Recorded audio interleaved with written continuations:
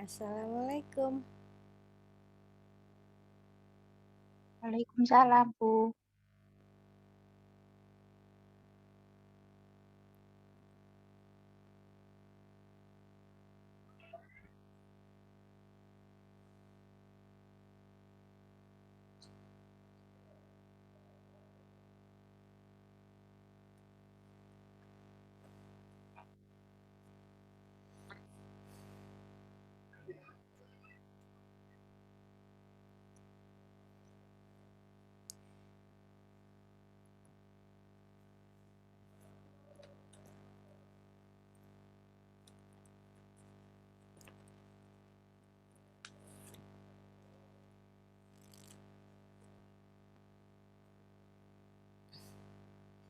Oke, Bu Ana mulai ya. Sudah, Bu Ana share screen dulu.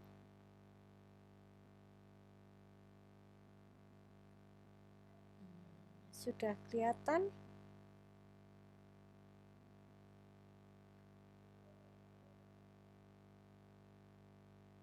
Materinya Bu Ana sudah kelihatan? Suaranya Bu Ana jelas enggak? Tidak, Bu. Jelas enggak ini suaranya Bu Ana? Sinyalnya agak rewel dari sore. Oke. Kemarin ada yang nanya buku perilaku konsumen. Nah, ini daftar isinya bisa klik di sini ya. Tadi siang sudah di-share Bu Ana yang matkul tracker. Biasanya kan dari kampus ada absen ya. Nah, kan untuk mengisi membahas apa hari ini. Nah, kalian isi sesuai dengan matkul tracker yang udah di-share Bu Ana tadi. Nah, hari ini kita membahas apa? Ada 3 hal, definisi perilaku konsumen, proses pengambilan keputusan, dan faktor penentu keputusan pembelian. 3 hal itu untuk menjawab tugas yang ini. Jadi ada 2 ya tugasnya, yang ini nomor 1, yang ini membaca artikel jurnal. Jadi ada 2. Nah, ini definisi perilaku konsumen, kemudian ada faktor apa saja yang mempengaruhi seseorang ketika berbelanja, terus tahapan proses berpikir. Jadi ketika seseorang itu mau belanja, dia tahap berpikirnya bagaimana? Nah, lihat ke sini. Jadi Bu Ana perbesar dulu. Nah, perilaku konsumen. Perilaku dalam pencarian, pemilihan, pembelian, dan evaluasi produk atau jasa. Hal-hal yang mendasari konsumen dalam keputusan pembelian. Jadi perilaku konsumen ini apa sih? Ini adalah sikap ketika seseorang ingin berbelanja. Jadi mau belanja apa? Nah, itu pencarian yang produk yang mau dipilih. Nah, kemudian ada hal-hal yang ini mempengaruhi. Jadi apa yang mempengaruhi ketika seseorang ingin berbelanja? Nah, ini ada faktor-faktor yang mempengaruhi keputusan pembelian. Jadi ini ya faktor-faktornya. Bentar. Ini ada 3 faktor. Ada 3 faktor harusnya. Yang ditulis Bu Ana di sini cuman 1 faktor ya. Ini faktor psikologis. Faktor psikologis ini terdiri dari motivasi, persepsi, pembentukan sikap, integrasi. Nah, itu nanti kita bahas di matkul trackernya di pertemuan tentang motivasi, ada pertemuan ke-9. Jadi ini nanti akan kita bahas lagi di pertemuan 9. Ini kan tadi faktor psikologis ya yang pertama. Kemudian yang kedua faktor apa? Faktor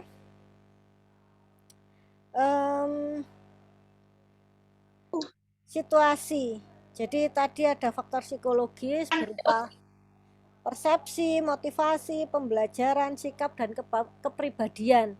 Nah, itu adalah faktor psikologis. Makanya kemarin kan disuruh Bu Ana how to know yourself. Jadi kalian tahu diri kalian dulu sebelum kalian tahu calon konsumen kalian. Misalkan kalian ingin melakukan bisnis online gitu ya. Kemudian faktor yang kedua apa? Faktor situasional. Jadi faktor situasi ini tergantung dari kondisi ketika kita berbelanja. Misalkan di toko itu parkirnya luas apa enggak, kemudian tokonya ada AC-nya apa enggak, terus gedungnya eksterior interiornya bagaimana, itu mempengaruhi dalam faktor situasional. Jadi sarana dan prasarana yang ada dalam toko tersebut. Jadi kalau bicara toko ini kan bicaranya bidang marketing ya, pelajaran pada mata kuliah marketing, yakni marketing mix. Jadi di situ ada produk, price, place, dan promotion. Nah, place yang di sini adalah toko. Jadi tempat menjualnya itu toko offline apa toko online. Misalkan kalau Anda jualan di toko online, apakah aplikasinya itu mudah dibuka, nggak gampang ngehang. Nah, itu yang menjadi faktor situasional dari seseorang ketika akan membeli barang. Kemudian ada faktor yang ketiga, faktor sosial. Faktor sosial ini apa? Jadi ketika kamu ingin membeli sesuatu, misalkan barang itu harganya katakanlah lumayan mahal. Nah, pasti ada kelompok referensi yang akan membantu kalian. Misalkan teman dekat kalian, misalkan kalian mau beli HP, cari-cari mereknya apa yang diinginkan. Kemudian kalian tanya kelompok referensi. Jadi kelompok referensi ini adalah kelompok-kelompok yang bisa berasal dari teman dekat, atau misalkan kalian browsing YouTube itu ada influencer. Nah, itu adalah kelompok reference selain keluarga. Misalkan kalau keluarga Anda bisa tanya bapak ibu Anda. Nah, misalkan kalau beli HP itu beli yang apa, kalau bapak ibu kan taunya pokoknya dikasih uang, nah kamu suruh milih mereknya yang apa, speknya yang bagaimana. Nah, itu tugas kamu ketika melakukan keputusan membeli. Jadi ketika melakukan keputusan membeli itu ada prosesnya. Jadi proses berpikirnya itu bagaimana. Nah, itu ada pengenalan masalah. Pengenalan masalah di sini misalkan itu tadi, oh HP-nya pas rusak, pengen beli HP baru. Nah, terus kalian cari informasi HP baru yang lagi ngetren apa, yang cocok dengan kalian apa, yang sesuai dengan budget. Misalkan ada budget berlebih, cari spek yang bisa buat mobile gaming. Nah, kayak gitu. Kemudian dievaluasi alternatif. Jadi ketika browsing YouTube nemu channelnya gadgetin atau nemu channelnya yang lain, di situ ada review tentang handphone. Nah, kalian bisa mencatat mau beli yang apa, mau Samsung, mau iPhone, mau Huawei. Nah, itu kalian timbang keunggulannya apa, kekurangannya apa. Nah, setelah ditimbang-timbang, akhirnya kalian memutuskan untuk membeli. Jadi sampai pada keputusan pembelian. Nah, keputusan pembelian ini masih mikir lagi mau beli di toko offline kayak di Topsel atau toko online. Misalkan di Topsel tanya yang kamu inginkan HP-nya nggak ada, terus kamu ke Shopee atau ke Tokopedia. Nah, kalau misalkan kalian nggak males untuk beli ke Surabaya, biasanya kan belinya online. Nah, kemudian setelah membeli, ketika barang itu udah kalian dapatkan, evaluasi pasca pembelian. Nah, dicoba apakah enak. Oh, ternyata sesuai dengan ekspektasi kalian, sesuai dengan persepsi kalian. Jadi oh, sudah puas Bu dapat merek segini dengan harga yang terjangkau, misalkan kan gitu ya. Kepuasan, bicara tentang kepuasan itu adalah menimbang antara yang kalian persepsikan dengan yang kalian dapatkan. Jika yang kalian dapatkan itu sesuai atau lebih tinggi dari yang kalian persepsikan, tentu kalian akan merasakan kepuasan atau loyalitas. Nah, ini loyalitas ini bisa terhadap suatu produk, terhadap suatu merek, atau terhadap suatu toko. Kemudian setelah evaluasi pembelian ini, oh puas dapat produk yang diinginkan. Kemudian misalkan ada kendala, oh pengen download aplikasi ini enggak bisa. Nah, kalian dari toko itu, misalkan kalau tokonya online, tanyanya ya pasti via chat ya. Nah, itu fast respon apa enggak. Kemudian kalau belinya di toko offline, ya langsung ke tokonya lagi tanya, Mbak ini download ini kayak apa, bisa dibantuin enggak. Nah, itu adalah evaluasi pasca pembelian, pelayanannya enak apa enggak. Nah, itu nanti hubungannya dengan kepuasan terhadap toko. Jadi ketika kamu beli sesuatu dan pelayanannya di situ memuaskan, maka ketika ingin membeli HP lagi, kalian pasti akan ke toko yang sama. Sudah, itu tadi 3 hal ya, definisi, proses, dan faktor yang mempengaruhi pada keputusan pembelian. Itu untuk menjawab tugas yang ini. Kemudian tugas yang ini kalian lihat dulu file jurnal yang di-share Bu Ana. Bentar. Review. Oke, share. Nah, di sini ada jurnal tentang perilaku konsumen. Jadi judulnya kualitas produk, harga, promosi, kualitas pelayanan, pengaruhnya terhadap keputusan pembelian. Nah, ini ada berapa variabel. Jadi dalam pertanyaan TM2 itu variabel apa aja yang diteliti. Nah, ini ada variabel X dan variabel Y. Tahu nggak apa bedanya variabel X sama variabel Y? Kalau variabel X itu adalah variabel bebas.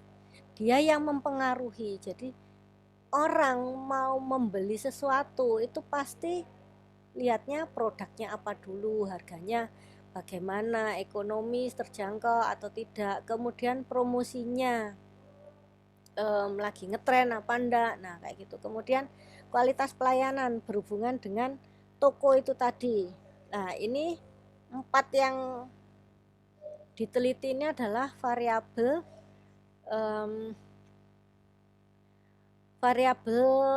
terikat, maksud saya bebas. Jadi variabel yang mempengaruhi variabel X. Nah, variabel X-nya apa? Keputusan pembelian.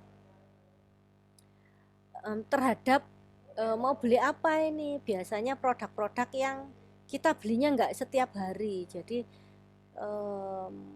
harganya lumayan mahal dan kita belinya tidak setiap hari. Oleh karena itu kita membutuhkan proses berpikir tadi. Jadi prosesnya ada.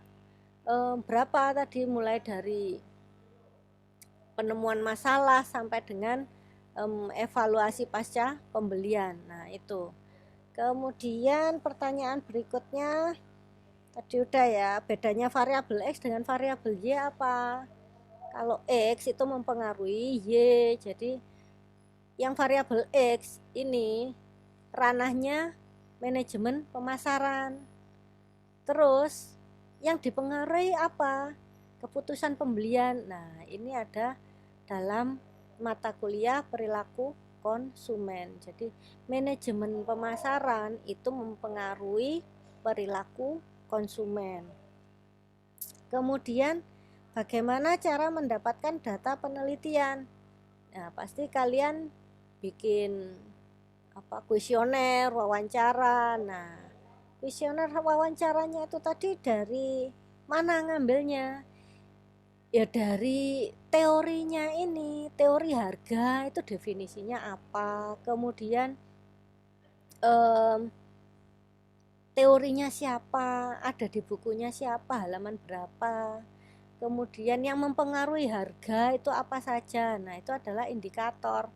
Indikator itu nanti yang akan kalian taruh sebagai dasar untuk membuat pertanyaan pada kuesioner. Jadi ada harga, kualitas produk. Jadi pertanyaan-pertanyaannya apa ya yang berhubungan dengan ini, harga, produk, pelayanan, promosi. Dan ini harus jelas teorinya siapa, nggak boleh pakai menurut saya, Bu. Nah, itu kecuali kamu punya buku yang sudah dibaca semua kalangan akademisi ya. Nah, itu boleh menurut saya. Ya, itu harus menurut ahli. Oke, Bu Ana lanjutin lagi.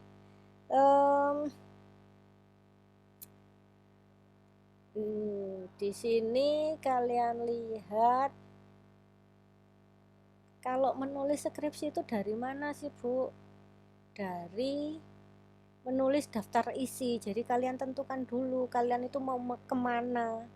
Jadi reng-rengannya kalau Bu Ana main map itu kayak peta, sama daftar isi itu juga peta, cuman bentuknya saja yang beda. Nah, dari daftar isi itu kalian nanti butuh browsing materi apa, itu sudah tahu patokannya.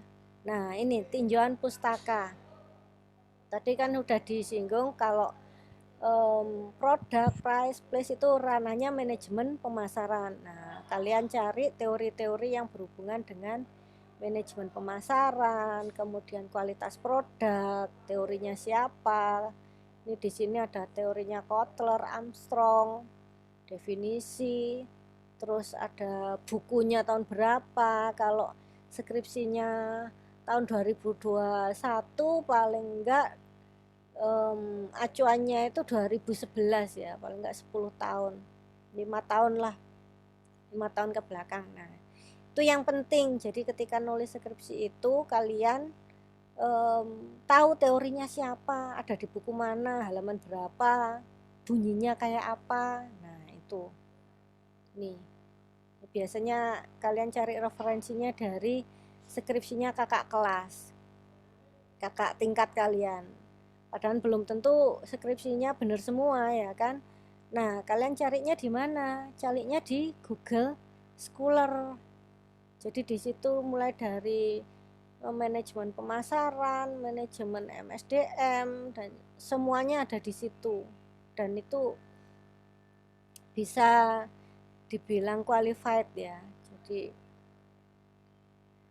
kalau sudah publish, diterbitkan, itu pasti kualitasnya terjamin. Kemudian ini, nah, tadi kan ada proses keputusan pembelian. Nah, menurut teorinya siapa? Di sini ada teorinya Winardi 2010, halaman 200. Nah, ini menyatakan keputusan pembelian merupakan titik suatu pembelian dari proses evaluasi. Nah, ini dari mulai pengenalan masalah, pencarian informasi, alternatif, keputusan pembelian, dan perilaku pasca pembelian.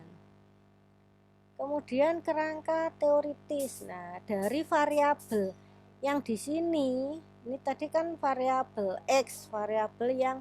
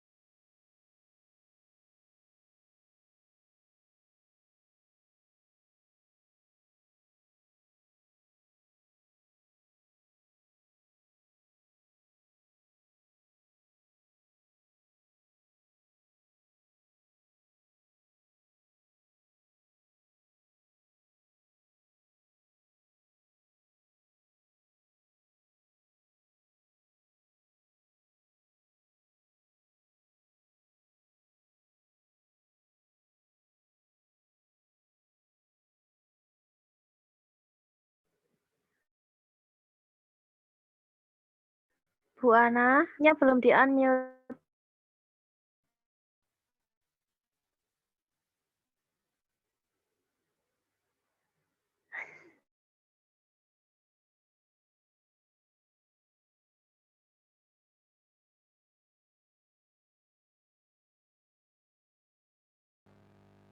Nah,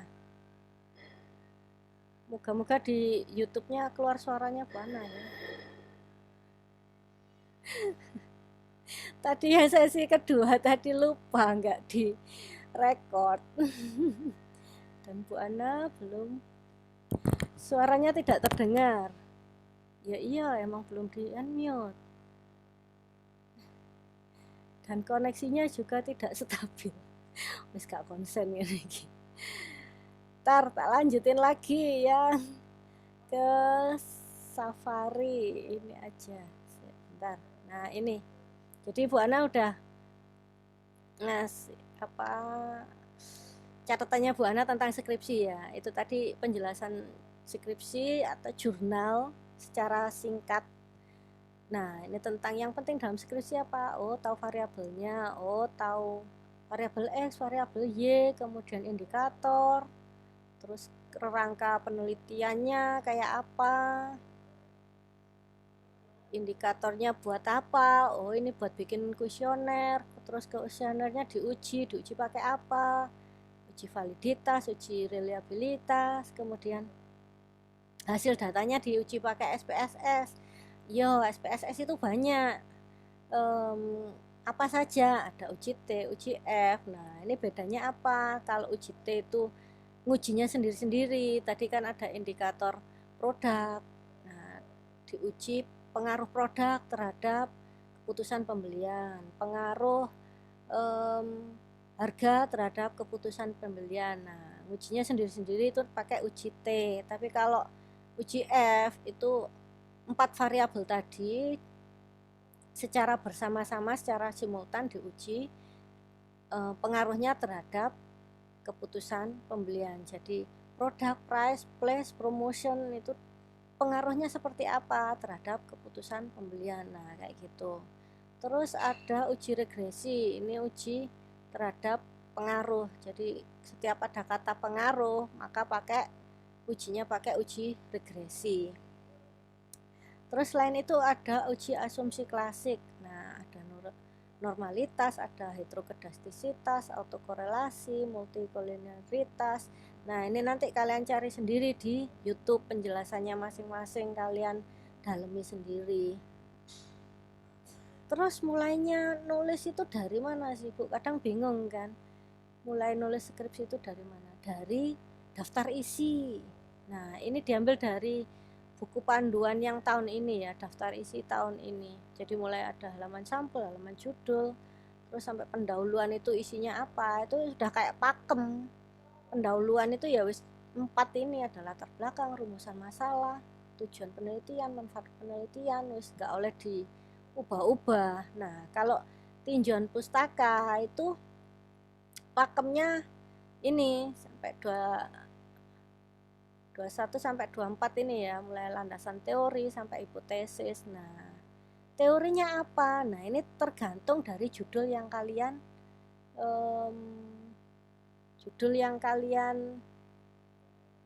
bikin. Jadi teorinya siapa, pengertiannya apa, indikatornya apa. Nah, kayak gitu. Aduh. Iya, tadi yang pertama tadi ke record enggak ya? Ini 30 menit. Udah sampai di sini tugasnya sudah tahu ya, cuman satu ini, yang kedua ini, dan ini jangan lupa ditempel di buku kalian, diwarnai juga enggak apa-apa, di print, bikin sendiri, terserahlah. Oke, sampai di sini ada yang bertanya? Bentar, tak jepretin layar dulu ya. Kameranya di on kan? Kameranya boleh di on kan?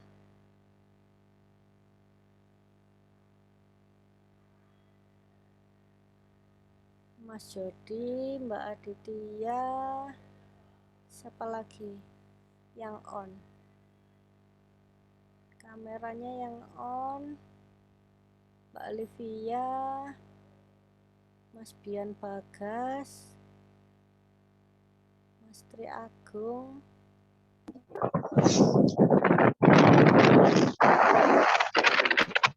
1, 2, 3, cheese. Ntar yang kedua. 1, 2, 3. Cheese.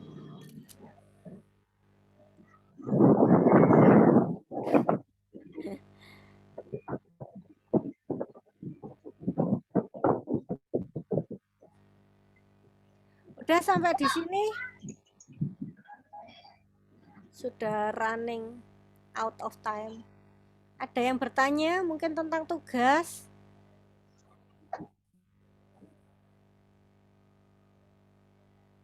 Atau sudah cukup? Kalau udah, nanti kalau misalkan ada yang mau bertanya, boleh via WA, boleh di grup, boleh japri. Oke, sampai di sini Buan akhiri ya. Assalamualaikum warahmatullahi wabarakatuh. Waalaikumsalam warahmatullahi wabarakatuh.